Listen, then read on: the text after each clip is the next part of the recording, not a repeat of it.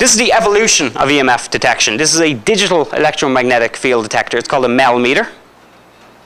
And what it does is it can get the temperature and the electromagnetic field in very fast sequence. Okay? It's a faster, more accurate device. We started testing it out for the manufacturer there about a year ago, and we found some great results with it. It's really helped us in our research. Incredibly expensive, but very good. We also use environmental indicators. Why do we want to know what the temperature is? Why do we want to know what the barometric pressure is? Temperature, any ideas? Well, different temperatures make you active, right? That's true. They can have an effect on your neurology, yep. Isn't that a traditional idea that ghosts cause a decrease in temperature? Absolutely. Cold spots, moving cold spots, that sort of thing. TV theory as well. But what we use it for, have you ever had the hair stand on your back of your neck? Have you ever had the cold chills just going down your spine? Have you ever had an environmental meter standing beside you just when you were experiencing that? Probably not. You're not all like me. But that does happen. If you get a draft, if you get humidity going up, temperature going down, you're going to get that feeling, as we call it at home, someone walking on your grave. Familiar with that theory? Yep, okay. The feeling that someone's walking on your grave, and horrible feeling. No one likes it. But we have found that the increase of humidity, decrease of temperature can cause it. So that's why we look through the environment for that, okay? We measure temperature, humidity, barometric pressure, and sound. Barometric pressure tells you pretty much if it's going to rain or not, so it tells you if the air is quite close. Why on earth would we look for sound? How does that have any bearing on paranormal science at all? Ghosts have a low frequency or a high frequency. Good. They have a low frequency. And I'll tell you why. Has everyone heard of infrasonics or infrasound? Well, none of you have ever heard it, I can tell you, because it's below your auditory range. It's sound that you can't hear, okay? What infrasound is, there we go. It was discovered in it was discovered in 1998 in Cambridge, of all places, by a man called Eric Tandy.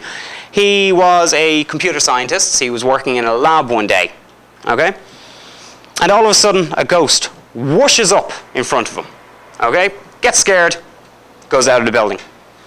Comes back in the next day, and he has a fencing championship going on. So he has his foil with him, and he has the foil in a vice grips. All right?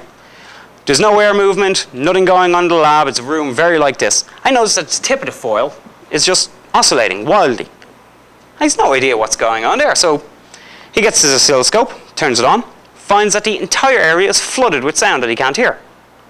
And it's found to be in the 19 hertz range. Okay? So, in that range, it causes your eyes to resonate, but you can't hear it. So your eyes are shaking, and they're creating an image, but you don't know what's causing it.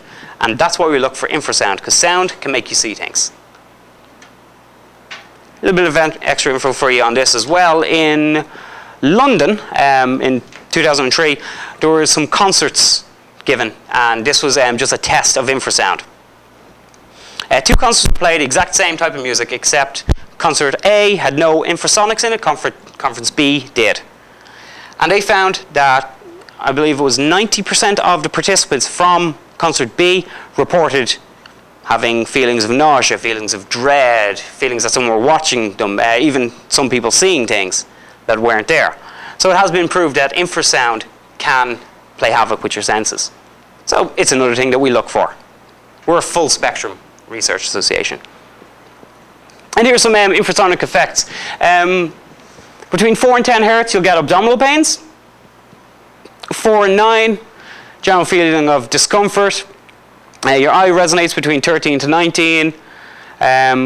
Influence on speech between 13 and 20. It'll look like you're having a stroke. And the human auditory range is 20 to 20,000 hertz. Radiation detectors. We look for radiation in the home as well. The reason we look for radiation is obviously safety, number one. And we want to look for any other outside influence that could be causing someone to perceive paranormal activity, okay? Radon, I'm sure everyone's heard of that. All new homes in the last 30 years at home, I'm sure 50 years here, have been mandated to have radon shields in the ground. Radon is kind of a free particle that comes up from the ground, and you need your shields on your brickwork, your foundation, so it doesn't get in, doesn't get through the home that way. Okay, so we find that not many places have really high radon problems, but we do check radiation as well, just to be on the safe side that that's not what's causing the perceived events. We use carbon monoxide detectors. I'm sure everyone knows what they are. Carbon monoxide, it's the silent killer. But it can also cause you to experience paranormal phenomena in low amounts over a long time. There was a study done in, I believe it was Canada, on the prevalence in higher CO values and paranormal research. And there has been found that higher CO levels have been experienced in certain cases and were the most probable cause of paranormal phenomena at that time. We also use multi-system detectors, stud finders. You pick them up at any hardware store, any Home Depot. We use them to look for alternative sources of alternating current, electricity, studs in walls, and for electromagnetic fields where they could be coming from. So you get all this data, all this raw data, and you put it together. This is how it comes out. It comes out as a graph. It's not as cool as it looks on TV. It really isn't. But we spend a lot of time looking through different videos and listening to our audio and seeing what we can find. And this is what it all comes down to. This is the science of it in the end. We also use portable audio recorders.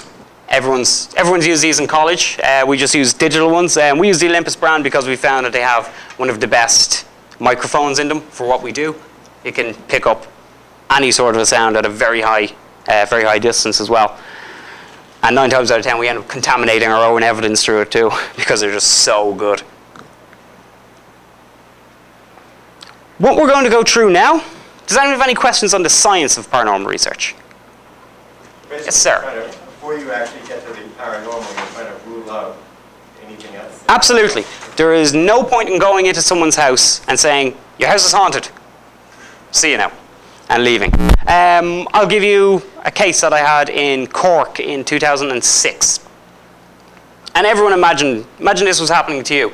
Imagine if you were the client that called us. Then, obviously I was in the Paranormal Research Association of Ireland, because it would have been a long trip from Boston to Cork. But imagine if you called because you believed that every night a ghost was attacking you and trying to hurt you. Every 2 to 3 nights this ghost was coming there. So they called us to find out what was going on. Now if we just came in, muddled around with a bit of equipment, came out 5 minutes later, yep, you've got a ghost. Good luck with that. And then step back and leave. That's not what you do. You want to rule out the normal before you go to paranormal.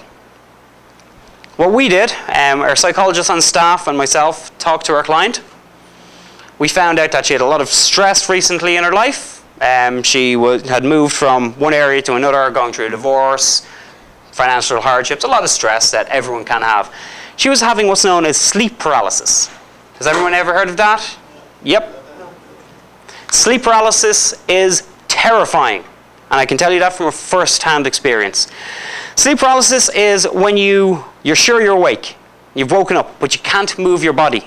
You can't move your hands, you can't move your feet, you can't call out for help. And sometimes you'll see a figure, like in the corner of the room, or a figure sitting on you. You'll feel a tightness being pushed down on your chest. It's a horrible feeling. It happened to me a couple of years ago, but I knew what it was, so it didn't scare me as much. So I can only assume that people that don't know what it is must be terrified. So we found that our client had sleep paralysis. We were able to talk to her, able to tell her how to avoid sleep paralysis in the future, and she's much happier now, and the ghost is gone. Yes, sir?